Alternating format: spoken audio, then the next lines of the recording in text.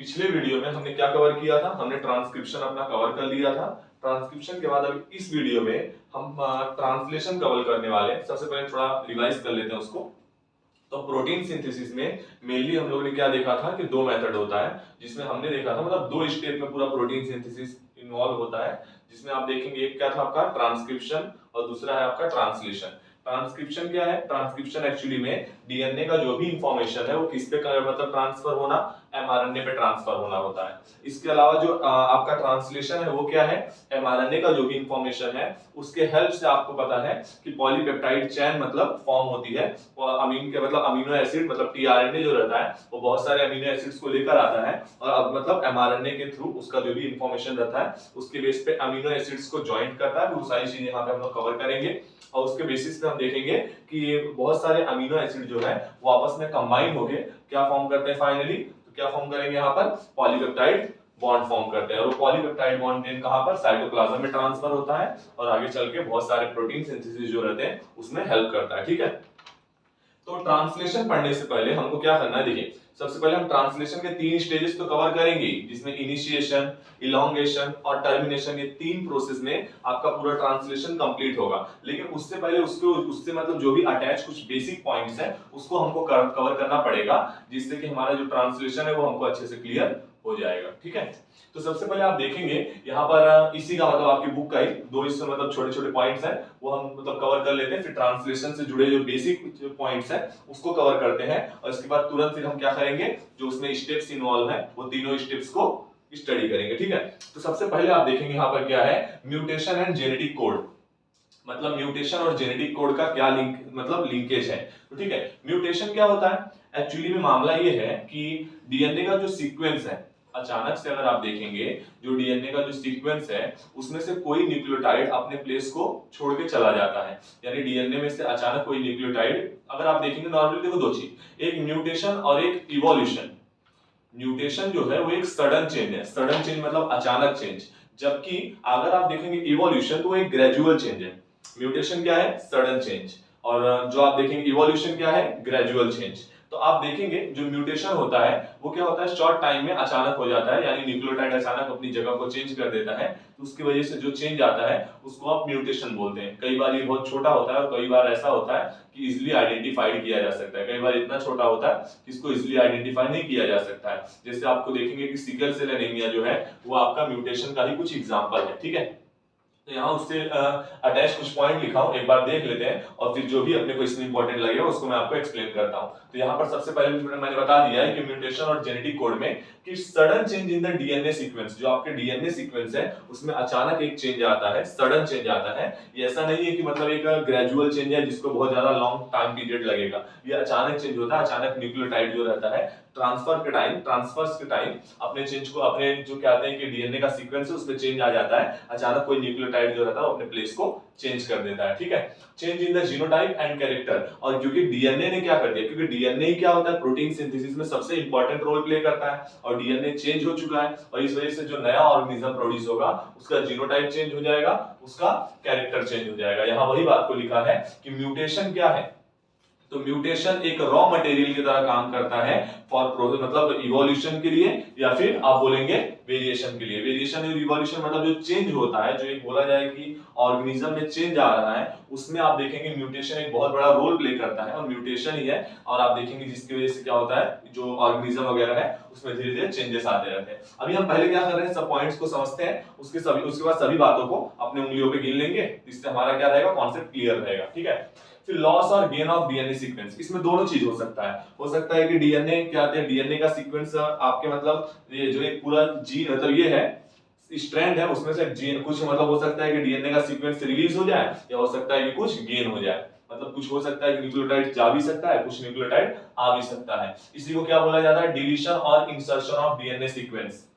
Deletion मतलब कुछ sequence मतलब रिलीज हो जाएगा और उसका इंसर्शन का मतलब कोई नया सीक्वेंस आ जाएगा। ठीक है, मामला ये होता है कि अगर कई बार ऐसा होता है, अगर एक दो न्यूक्लियोटाइड जा रहे हैं फिर तो बात अलग है, लेकिन अगर तीन तीन ग्रुप मतलब तीन तीन न्यूक्लियोटाइड का ग्रुप जा रहा है या आ रहा है, इसका मतलब है या तो एक अमीनो एसिड जा रहा है या फिर एक अमीनो एसिड आ रहा है। कब? जब तीन न्यूक्लियोटाइड एक साथ में आए, क्योंकि आपको मैंने बताया था कि कोड इज कोडॉन, तो codon is a group of 3 nucleotide, और यहाँ पर ग्रुप ऑफ 3 न्यूक्लियोटाइड, और इसके बाद ये अपने अंदर क्या करता है, एक स्पेसिफिक अमीनो एसिड को कैरी करता है। सही बात है ना, जो कि रिगार्डिंग मतलब किसके रिगार्डिंग में, प्रोटीन सिंथेसिस के रिगार्डिंग में इंफॉर्मेशन को अपने अंदर रखता है। ठीक है, तो यहाँ वही बोला है कि अगर डिलीशन या इंसर्शन हो रहा है किसका, 3 और मल्टीपल ऑल 3, 3 और मल्टीपल ऑफ 3, मतलब 3 या मल्टीपल, 3 का मल्टीपल रहेगा, यानी 3 6 9 ये सब। तो इस सीक्वेंस में अगर न्यूक्लियोटाइड जो हो रहा है वो डिलीट हो रहे हैं या इंसर्ट हो रहे हैं, डिलीट हो रहे हैं या इंसर्ट हो रहे हैं, तो इसका मतलब वो एक अमीनो एसिड को या तो डिलीट कर रहे हैं या तो इंसर्ट कर रहे हैं। चलो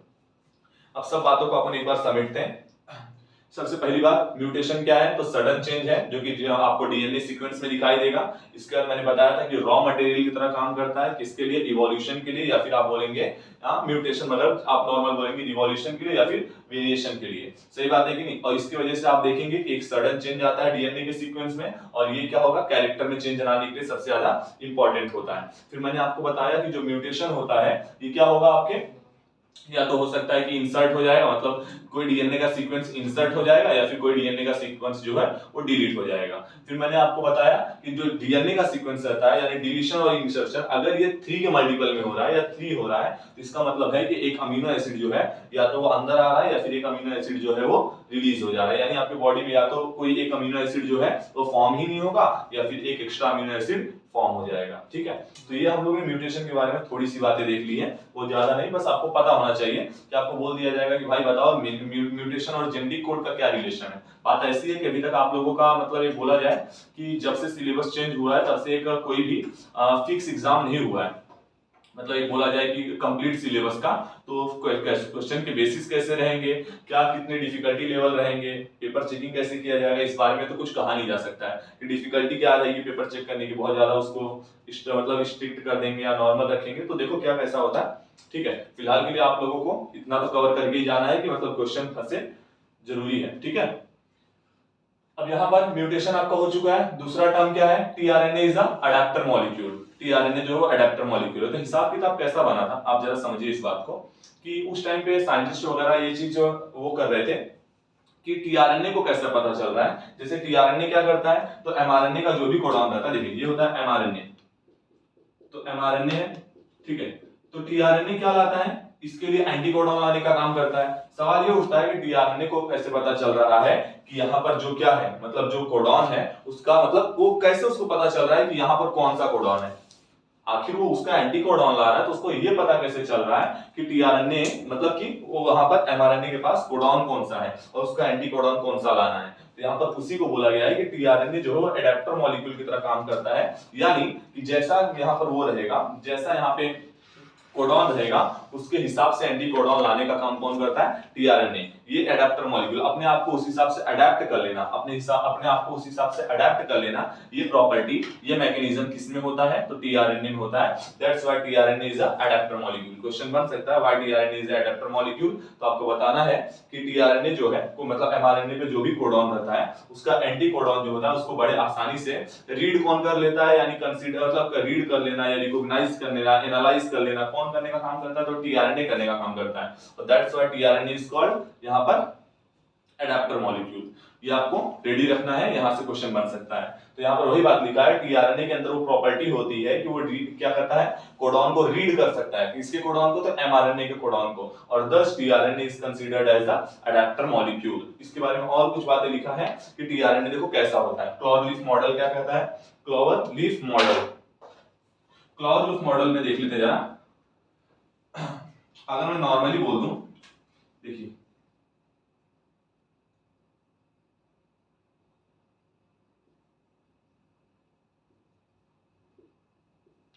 ठीक है, ये क्लोज लीफ मॉडल है, ये 3 डैश, ये 5 डैश है और ये 3 डैश है। 3 डैश एंड पे आपको 3 को मॉलिक्यूल, 3 ये एंड मतलब मिलेंगे, सी यहां पर ए सी, यहां पर आप देखेंगे सी सी ए,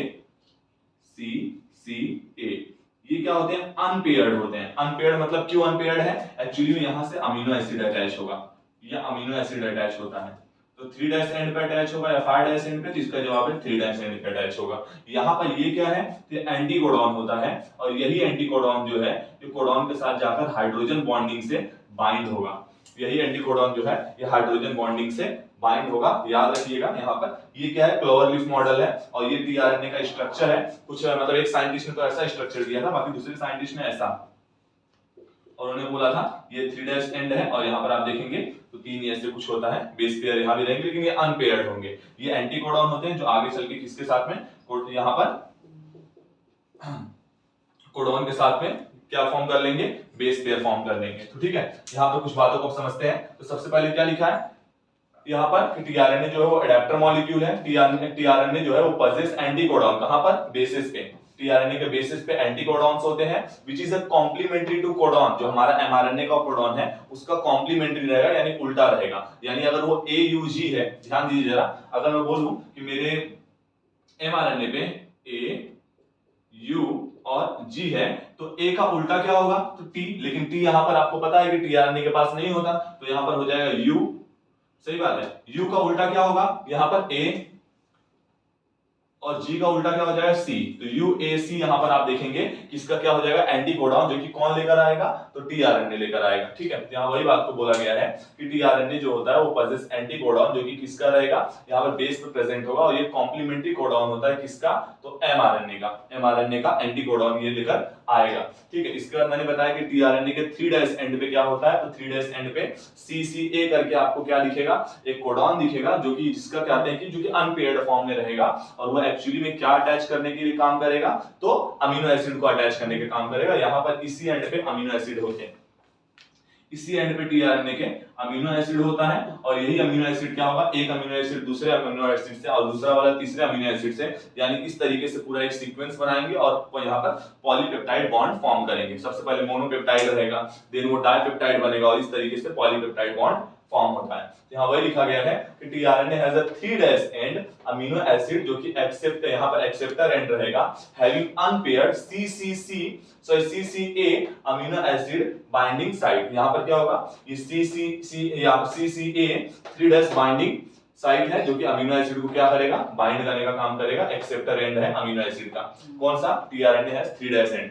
याद रख लेना, टीआरएनए पे पेपर में क्वेश्चन बन सकता है कि कहां पर, तो 3' एंड जो होता है टीआरएनए का वो क्या करता है, यहाँ पर अमीनो एसिड को बाइंड करने का काम करता है और इसलिए उसको अमीनो एसिड बाइंडिंग साइट यानी अमीनो एसिड एक्सेप्टर एंड भी बोलते हैं। तो इसके बाद क्या बोला गया है, फॉर एवरी अमीनो एसिड, ये नॉर्मल आपको पता होगा कि हर एक टीआरएनए जो है वो अपने अंदर अलग अलग अमीनो एसिड को कैरी करता है। हर एक टीआरएनए अपने अंदर अलग अलग अमीनो एसिड को कैरी करता है। एक इंपॉर्टेंट बात आप सबको पता होगा कि जो AUG है इसको आप क्या बोलते हैं, इसको आप स्टार्ट कोडॉन भी बोलते हैं, इनिशिएटर कोडॉन भी बोलते हैं और ये अपने अंदर जो अमीनो एसिड रखता है उसका नाम क्या है, तो मिथियोनाइन नाम है। उसका नाम क्या है, मिथियोनाइन नाम है। इसके अलावा आपको पता है कि जहां पर ये पूरा प्रोसेस स्टॉप होता है उसको टर्मिनेशन बोला जाता है, टर्मिनेटर कोडॉन बोला जाता है। और टर्मिनेटर कोडॉन क्या होते हैं, वो कोडॉन्स जिनका एंटी कोडॉन नहीं होता।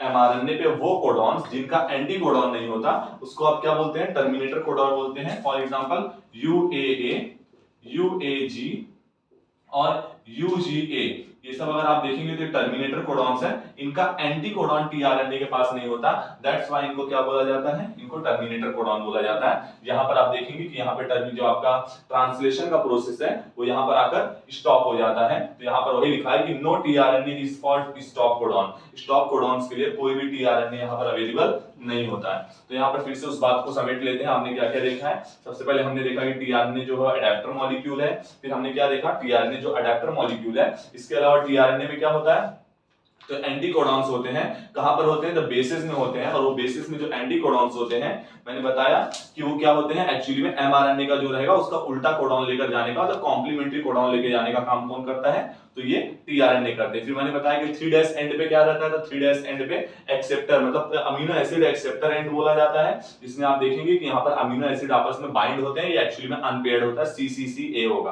पेपर में क्वेश्चन बन सकता है, AUG दे सकता है यहाँ पर, इसके अलावा UAA दे सकता है, UAG, UGA और CCA वगैरह वगैरह दे सकता है और बोलेगा बताओ इनमें से क्या आपका मतलब अमीनो एसिड एक्सेप्टर एंड कौन सा होता है, तो CCA जो रहेगा आपका वो अमीनो एसिड एक्सेप्टर एंड होता है। ठीक है, इसके बाद आप देखेंगे यहाँ पर कि मैंने बताया कि एवरी अमीनो एसिड जो है वो अलग अलग टीआरएनए को मतलब लेकर आता है। फिर अपना क्या हो गया, मिथेनाइन जो है वो आपका इनिशिएटर कोडॉन है। इसके बाद फिर हम लोग ने लास्ट पॉइंट देखा कि ऐसा कोई भी कोडॉन लाइक UAA, UAG और UGA जो होता है, इनको यहाँ पर स्टॉप कोडॉन बोला जाता है, क्योंकि इनका एक्चुअली में जो भी मतलब क्या कहते हैं एंटी कोडॉन होता है वो मतलब उसका कोई भी टीआरएनए उसको कोई भी टीआरएनए लेकर आता नहीं है, इसलिए उसको क्या बोला जाता है, तो उसको यहाँ पर एंटी कोडॉन मतलब सॉरी स्टॉप कोडॉन बोला जाता है। ठीक है, तो ये हमारा क्या हो गया, टीआरएनए हमने कंप्लीट कर लिया। तो हमारे दो छोटे टॉपिक थे वो हम लोगों ने कवर कर लिया है। ये क्वेश्चन आपसे पेपर में आया तो आप थोड़ा उसको करने के लिए रेडी रहिएगा। आप टीआरएनए से जुड़े कुछ बेसिक बातें जान लेते हैं, हालांकि बेसिक क्या ये सब अभी हम लोगों ने डिस्कस कर ही लिया है, इंपॉर्टेंट केवल ये है मेनली, तो इसके अलावा बाकी जो भी बातें हैं हम लोगों ने देख लिया, लेकिन एक बार फिर से देख लेते हैं, कुछ छूटे ना। मेन अपना टारगेट यही रहता है कि अगर थोड़ा ज्यादा चीजें करनी पड़ जाए तो वो चलेगा, ठीक है, लेकिन कुछ छूटे ना। ठीक है, तो यहाँ पर देखते हैं सबसे पहला पॉइंट ट्रांसक्रिप्शन मतलब ट्रांसलेशन क्या होता है, वही बात को बताया है कि एक ऐसा मैकेनिज्म है जिससे जो डीएनए का जो इंफॉर्मेशन रहता है वो एमआरएनए पर, और जो एमआरएनए का इंफॉर्मेशन रहता है वो एक्चुअली में अमीनो एसिड फॉर्म करेगा, और अमीनो एसिड से मिल करके एक पॉलीपेप्टाइड चेन फॉर्म होगी, और वही पॉलीपेप्टाइड चेन जो है वो आगे चल के साइटोप्लाज्म में ट्रांसफर होगी, और उससे क्या फॉर्म करेगी, तो उससे आप यहाँ पर पूरा एक मतलब प्रोटीन सिंथेसिस में हेल्प करेगी। ठीक है, तो ये बोला मैकेनिज्म इन विच जो कोडॉन रहेगा एमआरएनए का वो ट्रांसलेट होगा किसने, अमीनो एसिड में, और कंबाइन होगा एक दूसरे से, जो अमीनो एसिड है वो आपस में कंबाइन होंगे और फिर क्या फॉर्म करेंगे, पॉलीपेप्टाइड बॉन्ड को फॉर्म करेंगे। एक ऐसा मैकेनिज्म जिसमें क्या होगा, जो एमआरएनए के कोडॉन से उनको ट्रांसलेट किया जाएगा, और फाइनली जो अमीनो एसिड उसमें होंगे वो एक दूसरे से कंबाइन होंगे। कौन कंबाइन मतलब कौन लेकर आता है अमीनो एसिड, तो टीआरएनए लेकर आता है। तो टीआरएनए जो रहेगा वो अमीनो एसिड को आपस में कंबाइन करेगा, और कंबाइन करके एक पॉलीपेप्टाइड बॉन्ड फॉर्म करेगा, और जिसकी वजह से आप देखेंगे इसी प्रोसेस को क्या बोला जाता है, ट्रांसलेशन बोला जाता है। फिर मैंने क्या बताया कि जितने प्रोटीन सिंथेसिस होंगे वो एक सेल में परफॉर्म होते हैं। सेल में सेल क्या होता है, सेल की कैपेसिटी होती है, क्योंकि सेल के अंदर होता है डीएनए, और एक्चुअली में डीएनए ये डिसाइड करेगा, डीएनए का सीक्वेंस से डिसाइड करेगा कि कौन सा प्रोटीन जो है वो सिंथेसिस होगा और कैसे सिंथेसिस होगा। यहाँ पर वही बोला है कि सेल जो रहता है वो all the types of protein को सिंथेसिस करने का काम करता है, और सेल के अंदर जो न्यूक्लियस रहता है एक्चुअली में वो परफॉर्म करता है, उसका जो न्यूक्लिक एसिड डीएनए रहता है वो ये बताता है कि कौन सा प्रोटीन कैसे सिंथेसिस होगा, उसके अंदर क्या क्या कैरेक्टरिस्टिक्स वगैरह होंगे। ठीक है, यहाँ पर ये इंपॉर्टेंट पॉइंट है। इंपॉर्टेंट ये है मतलब आपको क्वेश्चन बन सकता है कि मुझे ये बताइए कि ट्रांसलेशन में कौन कौन हेल्प करता है, मतलब वो कौन कौन से फैक्टर हैं जो ट्रांसलेशन में इन्वॉल्व होते हैं, और आपको कुछ ऑप्शन वगैरह में दे सकता है। तो यहाँ पर हर एक फैक्टर हम लोग आगे एक्सप्लेन से मतलब डिटेल में क्लियर करने वाले हैं, तो आपको यहाँ नहीं याद होगा तो आपको आगे तो क्लियर हो ही जाएगा हर एक फैक्टर का जब आप यूजेस वगैरह देख लेंगे, लेकिन फिलहाल यहाँ पर आपको इतनी बातें पता होनी चाहिए। ठीक है, तो यहाँ पर आप देखेंगे ट्रांसलेशन में क्या क्या चीजें होती है। सबसे पहले अमीनो एसिड की जरूरत होती है, सबसे पहले अमीनो एसिड की जरूरत होती है, जो कि लाने का काम कौन करेगा, टीआरएनए लाने का काम करेगा, वही लिखा है। एमआरएनए क्या होता है, जो कि डीएनए से सिंथेसिस होकर आया है। सब कुछ बातें यहाँ पर एक बार मतलब थोड़ा इनकी रिक्वायरमेंट्स को भी समझ लेंगे तो शायद और ज्यादा अच्छे से क्लियर हो जाएगा। तो सबसे पहले अमीनो एसिड लाने का काम कौन करेगा, टीआरएनए। इसके अलावा एमआरएनए, एमआरएनए क्या लेकर आया है, तो टीआरएनए का, यहाँ पर डीएनए का इंफॉर्मेशन लेकर आया है अपने ऊपर। राइबोसोम्स, यहाँ पर दो हमको राइबोसोम्स मिलेंगे, आप देखेंगे एक स्मॉल राइबोसोमल सब यूनिट और एक लार्ज राइबोसोमल सब यूनिट। तो जरा देख लेते हैं उस बात को भी, थोड़ा मैं इसको रफ कर रहा हूं, स्मॉल राइबोसोमल सब यूनिट और लार्ज राइबोसोमल सब यूनिट। तो उसको देखिए बात ऐसी है, अगर मैं बोल दूं कि ये मेरा एमआरएनए का सीक्वेंस है, तो जो हमारा साइटोप्लाज्म होता है, और एक बहुत इसका इंपॉर्टेंट रीजन ये भी है क्योंकि ये जो राइबोसोमल सब यूनिट्स होते हैं, स्मॉल और आप देखेंगे स्मॉल और लार्ज राइबोसोमल सब यूनिट होते हैं एक्चुअली में, क्योंकि ये साइटोप्लाज्म में होते हैं, दैट्स व्हाई। इसके अलावा अमीनो एसिड वगैरह जो है वो भी साइटोप्लाज्म में होते हैं, दैट्स व्हाई कि जो आपका ट्रांसलेशन प्रोसेस है वो कहां परफॉर्म होता है, तो साइटोप्लाज्म में परफॉर्म होता है। ये बात आपको एकदम क्लियर कट पता होना चाहिए। ठीक है, तो आप देखेंगे यहाँ पर कि जो यहाँ पर स्मॉल राइबोसोमल सब यूनिट और लार्ज राइबोसोमल सब यूनिट होते हैं वो साइटोप्लाज्म में अलग अलग रहते हैं, लेकिन क्या होता है जब ट्रांसलेशन का प्रोसेस चलने लगता है तो एक दूसरे से कंबाइन हो जाते हैं, जुड़ जाते हैं, एसोसिएट हो जाते हैं। किसके हेल्प से, तो यहाँ पर आप देखेंगे Mg++ आयन की हेल्प से, Mg++ आयन की हेल्प से वो आपस में कंबाइन हो जाते हैं। देखो ये पहले क्या होगा, ये रहा एमआरएनए का सीक्वेंस, इस पे आपका स्मॉल राइबोसोमल सब यूनिट आ जाएगा। देन क्या होगा, इसमें आप देखेंगे कि ये तीन साइट को कैरी करता है, पी साइट, ए साइट और ई साइट। ठीक है। तो अब एक जो इनिशिएटर कोडॉन रहेगा, सॉरी इनिशिएटर एंटी कोडॉन रहेगा, यानी टीआरएनए जो लेकर आएगा, तो सबसे पहला वाला वो कहां लाके रख देगा, तो पी साइड पे लाके रख देगा। ठीक है, जब पी साइड पे लाके रख देगा उसके बाद देखेंगे आप कि जो दूसरा वाला जो आपका ये है, मतलब लार्ज सब यूनिट है, राइबोसोमल लार्ज सब यूनिट, ये आके बैठेगा। पिछले साल नीट लेवल पे एक क्वेश्चन पूछा गया था कि आप सीक्वेंस बताइए कि कैसे पूरा एक कॉम्प्लेक्स जो है ये फॉर्म होता है। तो सबसे पहले स्मॉल सब यूनिट, इसके बाद जो अपना टीआरएनए रहेगा, इनिशिएटर टीआरएनए आएगा, और उसके बाद लार्ज सब राइबोसोमल यूनिट यहाँ पर अटैच होगा। इस तरीके से पूरा कॉम्प्लेक्स फॉर्म होगा। ठीक है, ये याद रख लेना कि केवल पहला टीआरएनए होता है जो कहां पर आकर सेट हो जाएगा, पी साइड पे आकर शिफ्ट होगा। इसके अलावा जितने भी टीआरएनए आएंगे वो सब पहले ए पर आएंगे, फिर ये शिफ्ट होगा जिसको ट्रांसलोकेशन बोला जाएगा, वो हम लोग अभी देखेंगे स्टेप्स में। लेकिन यहाँ पर इतना आपको पता होना चाहिए कि ये होता है स्मॉल राइबोसोमल यूनिट, और ये होता है लार्ज राइबोसोमल सब यूनिट। ठीक है, ये स्मॉल और लार्ज राइबोसोमल सब यूनिट, ये दो बातें पता होनी चाहिए। तो ये रहा राइबोसोमस। इसके बाद एटीपी क्यों जरूरी होता है, जो कोडॉन्स होते हैं उनको एक्चुअली में चार्ज कंडीशन में लाने को चार्ज कंडीशन बोल दो या फिर एक्टिव कंडीशन में लाने के लिए यहाँ पर एटीपी की जरूरत होती है। अभी उसको भी हम देखेंगे। फिर Mg++ आयन, तो मैंने बताया कि जो एक्चुअली में कॉम्प्लेक्स फॉर्म होता है जिसमें स्मॉल सब यूनिट और लार्ज सब यूनिट जो होता है वो आपस में मतलब एसोसिएट हो जाते हैं। किसकी वजह से, Mg++ आयन की वजह से। इसके बाद फिर क्या, एंजाइम्स, इलॉन्गेशन, ट्रांसलेशन, इसके अलावा रिलीज फैक्टर का मतलब है कि आप देखेंगे कि जो भी एसोसिएट हुए ये लोग, जब क्या होगा, ट्रांसलेशन का प्रोसेस खत्म हो जाएगा तो उसमें क्या होगा कि जो आपका ये रिलीज फैक्टर है ये हेल्प करेगा ये सब कुछ को डिसोसिएट कर देने में, फिर से तोड़ देने में। मतलब फिर से ये अपने साइटोप्लाज्म में ऐसी कुछ घूमने लगेंगे जैसे पहले घूमते थे। तो शुरू में क्या, Mg++ आयन ने क्या किया, एसोसिएट किया, रिलीज फैक्टर ने क्या किया, डिसोसिएट किया। इस तरीके से हमने देख लिया कि ट्रांसलेशन में कौन कौन से फैक्टर्स हैं वो इंपॉर्टेंट है। यहाँ से थोड़ा रेडी रखिएगा, ये इंपॉर्टेंट है। ठीक है, मतलब नहीं भी आया तो आप, अगर आपसे रिलेटेड भी क्वेश्चन आ गया है तो आप उसमें ये बात लिख सकते हैं और बहुत अच्छे से आपको उस पे अच्छे खासे मार्क्स भी मिल जाएंगे। ठीक है, अब यहाँ पर उसी बात को समझाया है कि जो अमीनो एसिड होता है वो एक्चुअली में रॉ मटेरियल की तरह काम करता है। किसके लिए, प्रोटीन सिंथेसिस के लिए, क्योंकि अमीनो एसिड आपस में कंबाइन होते हैं जिससे आपका पॉलीपेप्टाइड बॉन्ड बनता है और उसके बाद आप देखेंगे उससे आपका प्रोटीन सिंथेसिस होता है। लगभग 20 टाइप के अमीनो एसिड बोला गया है कि 20 मतलब जो जाने गए अब तक, जिसकी रिसर्च की गई, जिस पे स्टडी की गई है, वो लगभग 20 टाइप के अमीनो एसिड हैं जिनको आज तक स्टडी किया गया है। और उस सब अमीनो एसिड एक्चुअली में कहां प्रेजेंट होते हैं, तो साइटोप्लाज्म में प्रेजेंट होते हैं। और इस मैंने बताया क्योंकि अमीनो एसिड हो गया या फिर राइबोसोमल सब यूनिट्स हो गए, ये सब कहां प्रेजेंट होते हैं, तो साइटोप्लाज्म में प्रेजेंट होते हैं। दैट्स व्हाई जो आपका ट्रांसलेशन का प्रोसेस चलता है उसकी रिक्वायरमेंट जो भी है वो कहां कंप्लीट होती है, साइटोप्लाज्म में कंप्लीट होती है, और इसलिए वो कहां होता है, साइटोप्लाज्म में होता है।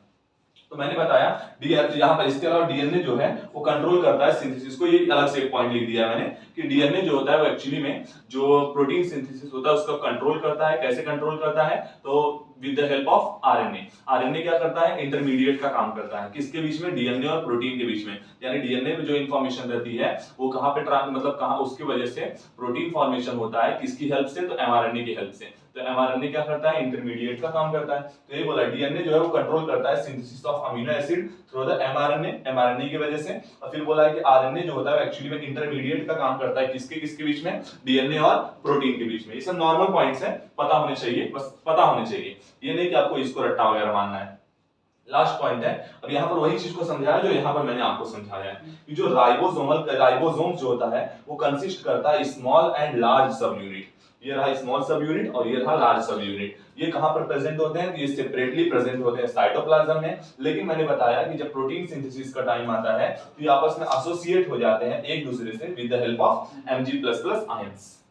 ठीक है, तो यहाँ पर हमने अभी तक क्या कवर किया है, हमने अभी तक प्रोटीन सिंथेसिस से जुड़ी मतलब ट्रांसलेशन से जुड़ी जो भी कुछ इंफॉर्मेशन बातें थी कि ट्रांसलेशन क्या होता है, ट्रांसलेशन में कौन कौन से फैक्टर्स इंपॉर्टेंट होते हैं, एकदम बेसिक बातों को अब तक समझा है। और इसके बाद अभी हम क्या करने वाले हैं, ट्रांसलेशन में कौन कौन से स्टेप्स इन्वॉल्व होते हैं। मेनली 3 स्टेप्स आप देखेंगे, इनिशिएशन, इलॉन्गेशन और टर्मिनेशन। ये 3 स्टेप्स इन्वॉल्व होते हैं, वो तीनों स्टॉप पे मतलब स्टेप्स पे स्टडी करेंगे। तो चलिए, तो अब हम क्या करने जा रहे हैं, यहाँ पे steps involve in the translation, मतलब ट्रांसलेशन में कौन कौन से स्टेप्स इन्वॉल्व होते हैं अभी उसको हम देखने जा रहे हैं। तो मेनली 3 स्टेप्स होते हैं। पहला, इनिशिएशन ऑफ पॉलीपेप्टाइड चेन, मतलब पॉलीपेप्टाइड चेन का इनिशिएशन। देन आप देखेंगे इलोंगेशन ऑफ पॉलीपेप्टाइड चेन, और फाइनली देखेंगे termination and releasing of polypeptide chain. Release कहां पर होगा? साइटोप्लाज्म में रिलीज हो जाएगा। तो यहाँ पर एक एक को समझते हैं, यहाँ से पेपर में क्वेश्चन बनने के बहुत ज्यादा चांसेस हैं, ठीक है। तो सबसे पहले initiation of polypeptide chain, actually में होता क्या है इस प्रोसेस में, देखो एक को हम क्लियर कर लेते हैं डायग्रामेटिकली, और आपको ये पेपर में थोड़ा डायग्राम वायग्राम बनाकर कॉन्सेप्ट को एक्सप्लेन ही करना पड़ेगा। देखिए मैं मान लेता हूं कि है एमआरएनए, तो एमआरएनए का जो 5' एंड होगा, यहाँ पे सबसे पहले क्या होगा कि जो हमारे अमीनो एसिड्स रहेंगे उनको क्या करना पड़ेगा? इनिशिएट करना पड़ेगा, उनको यहाँ पे चार्ज करना पड़ेगा। आप देखेंगे वही सारी चीजें हैं कि उनको एक्टिवेट करना पड़ेगा अमीनो एसिड को। तो अमीनो एसिड को मैंने आपको बताया था अभी कि अमीनो एसिड को यहाँ पर चार्ज करने के लिए, एक्टिवेट करने के लिए आपको किसकी जरूरत पड़ेगी? तो एटीपी की जरूरत पड़ेगी। तो एटीपी की वजह से आप क्या करेंगे? जो अमीनो एसिड रहेंगे उनको एक्टिवेट करेंगे, और एक्टिवेट के बाद अब वो अमीनो एसिड्स आने चालू होंगे। तो सबसे पहले होगा क्या कि एमआरएनए का जो 5' एंड रहेगा उसमें आप देखेंगे कि स्मॉल राइबोसोमल सब यूनिट जो है वो सबसे पहले आकर अटैच होगा। देन इस पे 3 साइट्स होते हैं, 3 बाइंडिंग साइट होंगे किसके लिए? तो यहाँ पे टीआरएनए के लिए। पहला पी साइट जो बीच में होगा, दूसरा ए साइट यहाँ पर होगा, और ई साइट यानी एग्जिट साइट यहाँ पर होगा। ये 3 साइट्स होंगे। तो सबसे पहले जो आपका स्टार्ट मतलब कोडॉन रहेगा, जो इनिशिएटर कोडॉन रहेगा, वो पी साइट पे आके मतलब सेट हो जाएगा, ठीक है। जब पी साइट पे आके सेट हो जाएगा तो यहाँ पर आप देखेंगे ये क्या है आपका? इनिशिएटर मतलब ये हो गया। इसका नाम क्या है? तो मिथियोनाइन अमाइन है इसका नाम, AUG। अब AUG का एंटीकोडॉन जो है वो टीआरएनए लेकर आएगा, जो क्या रहेगा? ए का उल्टा सी, और यू का उल्टा ए, और जी का ए का उल्टा यू, यहाँ पर यू, और यू का उल्टा ए, और यू सी का लिए जी का उल्टा सी। यानी इसके लिए एंटीकोडॉन लेकर कौन आएगा?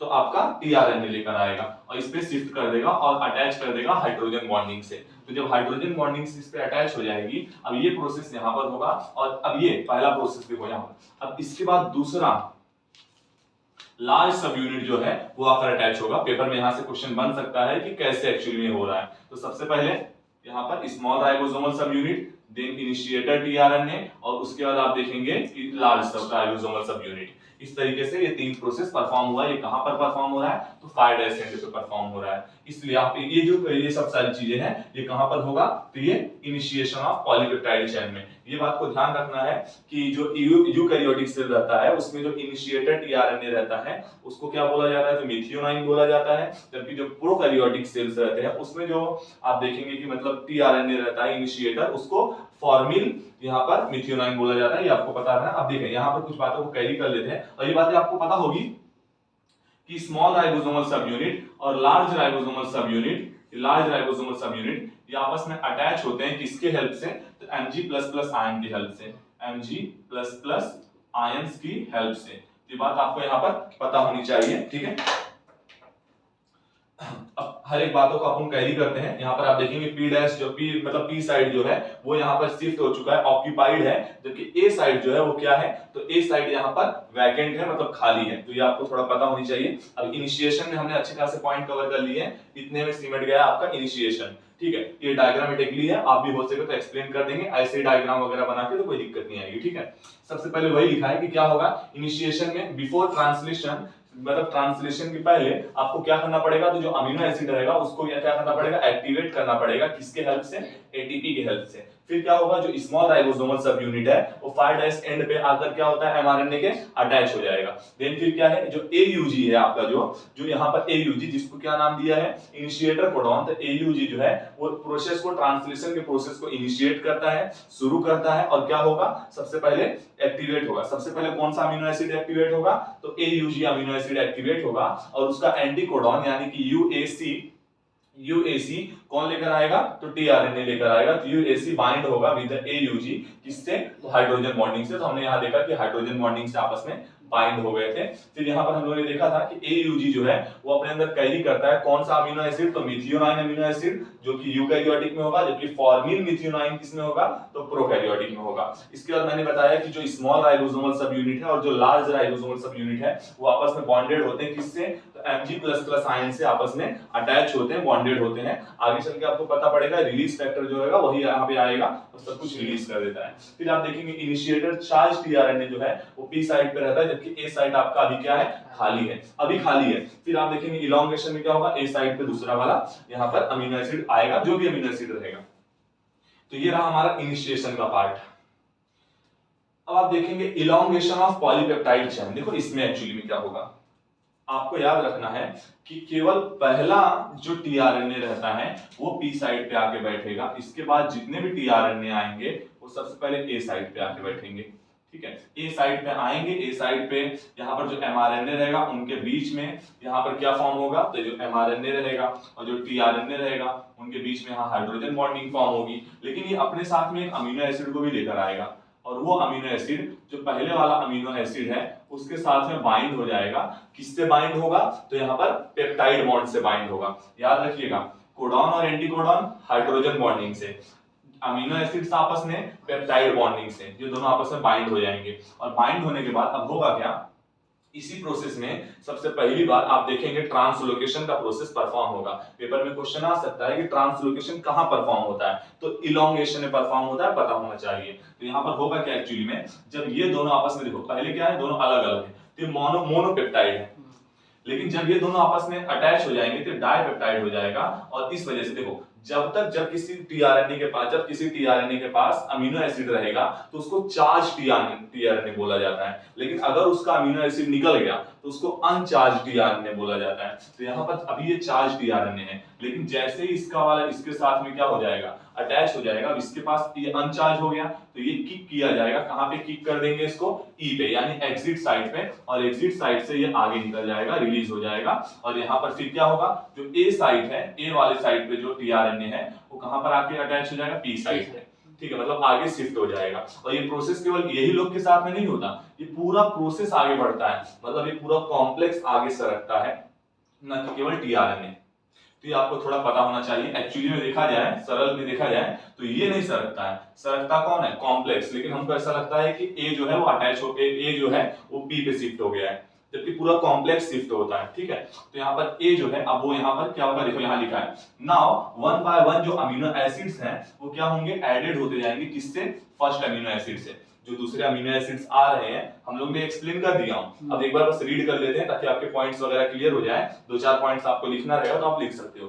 ठीक है, यहाँ वही है कि जो अमीनो एसिड्स हैं वो क्या हो जाएंगे, एडेड होंगे। किससे, फर्स्ट अमीनो एसिड से, यानी मिथियोनाइन से आपस में फटाफट ऐड होते जाएंगे। और बोला गया कि अमीनो एसिड जो है वो आपस में बाइंड होते जाएंगे। कहां पर, अमीनो एसिड बाइंडिंग साइट पे। What is amino acid binding site, तो आपको मैंने बताया था टीआरएनए जो होता है उसका 3' एंड जो होता है उसमें आप देखेंगे तो CCA, ये जो ये अनपेयर्ड वो होता है, अनपेयर्ड कोडॉन होता है, जिसमें आप देखेंगे कि इसी को आप अमीनो एसिड बाइंडिंग साइट बोलते हैं। और यहीं पे जो अमीनो एसिड रहेंगे वो आपस में आकर फटाफट अटैच होते जाएंगे। तो वही लिखा है कि अमीनो एसिड जो है वो बाइंड होते हैं कहां पर, तो दूसरे अमीनो एसिड से at the amino acid binding site. सही बात है ना।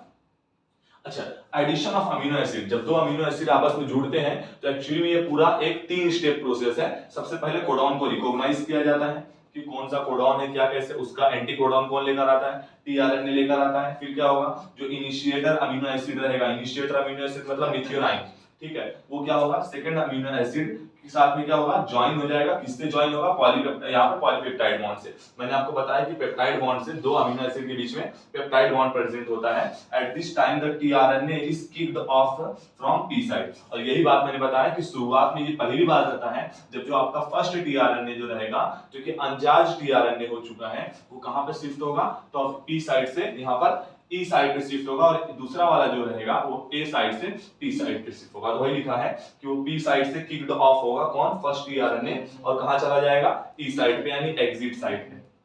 और इसके बाद इसी प्रोसेस को क्या बोला जाता है, ट्रांसलोकेशन बोला जाता है। यानी ये 3 न्यूक्लियोटाइड्स के ग्रुप में आगे आगे खिसकता रहता है। This process is called translocation. समझ पा रहे हो, ट्रांसलोकेशन मतलब अपने जगह को चेंज करना। ठीक है, मतलब एक एक आगे सरकते रहना। ठीक है, तो ये प्रोसेस क्या हो गया, इलॉन्गेशन। इलॉन्गेशन में हमने क्या देखा है, यहाँ पर आपको डायग्रामेटिकली क्लियर रहना चाहिए। डायग्राम से अगर आपको क्लियर है तो आप बड़े आसानी से इजीली वो चीज को एक्सप्लेन कर सकते हैं। तो यहाँ पर मैंने क्या बता दिया है, सबसे पहले जो आपका अमीनो एसिड रहेगा वो क्या होगा, ऐड हो जाएगा फर्स्ट अमीनो एसिड से, मतलब जो दूसरा अमीनो एसिड आएगा जो ए साइड पे आया है वो फर्स्ट वाले से ऐड हो जाएगा। किससे ऐड होगा, तो यहाँ पर पेप्टाइड बॉन्ड से ऐड हो जाएगा।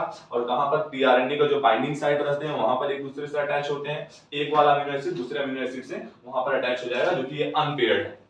ठीक है। फिर मैंने आपको बताया कि एक्चुअली में 3 प्रोसेस में परफॉर्म होता है। सबसे पहले कोडॉन को रिकॉग्नाइज करना, फिर कोडॉन को रिकॉग्नाइज करने के बाद 2 अमीनो एसिड आपस में क्या करते हैं, पेप्टाइड बॉन्ड फॉर्म करते हैं और पेप्टाइड बॉन्ड फॉर्म करके वो आपस में अटैच हो जाते हैं। उसके बाद जो पहला पेप्टाइड मतलब पहला टीआरएनए था वो एक्चुअली में कहां शिफ्ट हो जाएगा, वहां से किक किया जाएगा और ई साइड पे शिफ्ट हो जाएगा, और जो आपका ए वाला है वो कहां सरकेगा, तो ई वाले पे सरकेगा।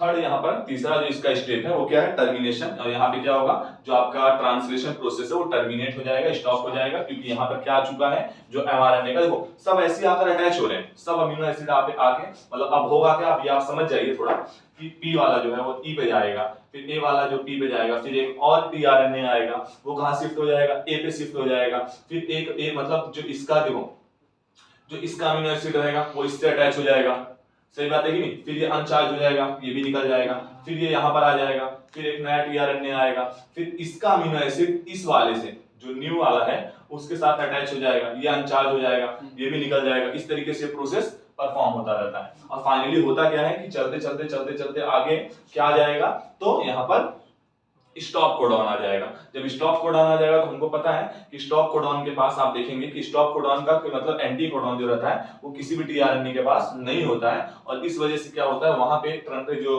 आपका ट्रांसलेशन का प्रोसेस है वो वहां पर क्या हो जाता है, स्टॉप हो जाता है, और उसकी वजह से रिलीजिंग फैक्टर जो रहता है, रिलीजिंग फैक्टर वो आकर यहाँ पर क्या हो जाएगा, टीआरएनए पे मतलब स्टॉप कोडॉन पे आकर अटैच हो जाता है, और स्टॉप कोडॉन पे जब वो आकर अटैच हो जाता है तो वहीं पे मतलब जो आपका ये पूरा एक कॉम्प्लेक्स बना हुआ है, लार्ज यूनिट स्मॉल सब यूनिट, लार्ज सब यूनिट, ये सब क्या हो जाएंगे, डिसोसिएट हो जाएंगे, टूट जाएंगे, साइटोप्लाज्म में फिर से वैसे ही घूमने लगेंगे। जो आपकी पॉलीपेप्टाइड बॉन्ड की चेन बनी है पूरा, वो भी क्या होगी फाइनली मतलब रिलीज हो जाएगी साइटोप्लाज्म में, और यहीं पे ये पूरा स्टेप जो है वो खत्म हो जाएगा। ठीक है, देखो क्या लिखा है, end of the mRNA stop codon जो रहेंगे वो मौजूद रहेंगे, प्रेजेंट रहेंगे, जिसके वजह से क्या होगा, रिलीज फैक्टर जो होगा, अच्छा इसको स्टॉप कोडॉन क्यों बोला गया, क्योंकि इसका एंटी कोडॉन किसी भी टीआरएनए के पास नहीं है, तो releasing factor are bind with the stop codon, release factor जो रहेगा वो आगे किससे अटैच हो जाएगा, स्टॉप कोडॉन से अटैच हो जाएगा और टर्मिनेट कर देगा ट्रांसलेशन के प्रोसेस को।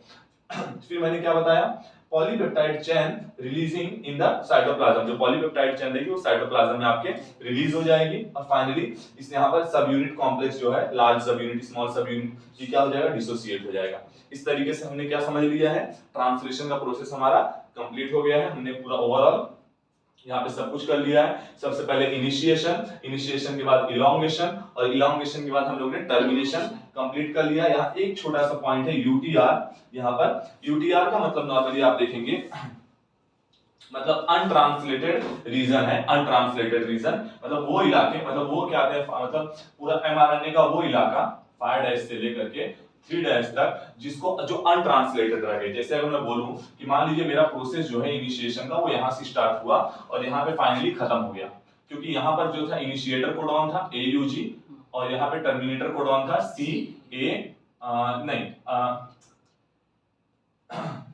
UAA ना, U क्या है यहाँ पर UCA या फिर UAG आप ले लीजिए, UAG या फिर UGA UCC, ये सब क्या है आपके स्टॉप कोडॉन्स है। ठीक है, तो यहाँ पर ये आपका इनिशिएटर कोडॉन। अगर मैं बोलूं, अब अगर आप देखेंगे तो फाइल यहाँ पर इनिशिएटर कोडॉन के पहले वाले इलाके इसको UTR बोला जाता है, और स्टॉप कोडॉन के बाद वाले जो ये हैं मतलब जो बाद वाला रीजन है उसको भी UTR बोला जाता है। एक्चुअली ये क्या है, अनट्रांसलेटेड रीजन है जिनका ट्रांसलेशन नहीं हो पाया है, यहाँ पर ये बात का ध्यान रखना है। ठीक है, अनट्रांसलेटेड रीजन इसके पहले मतलब ए स्टार्ट कोडॉन के पहले और यहाँ स्टॉप कोडॉन के बाद मौजूद होता है, और उसी को आप देखेंगे कि क्या बोला गया है यहाँ पर UTR यानी अनट्रांसलेटेड रीजन बोला गया है। तो ये एक एक्स्ट्रा पॉइंट था। ठीक है, तो इस वीडियो में हमने क्या क्या कवर कर लिया है, यहाँ पर हमारा प्रोटीन सिंथेसिस पूरा एक फॉर्म मतलब एक कैसे क्या प्रोटीन सिंथेसिस के दोनों स्टेप्स, पहला स्टेप जिसमें हम लोगों ने देखा था कि पूरा सेंट्रल डोग्मा कवर हो चुका है, जिसमें पॉलीपेप्टाइड बॉन्ड तक हम लोगों ने पूरा स्ट्रक्चर फॉर्म कर लिया है। पेपर में आपसे क्वेश्चन बन सकता है या तो ट्रांसक्रिप्शन या तो ट्रांसलेशन, आपको दोनों तरीके से रेडी रहना पड़ेगा ताकि कुछ वगैरह छूट न जाए। ठीक है, तो ठीक है, अगले वीडियो में मिलेंगे, धन्यवाद।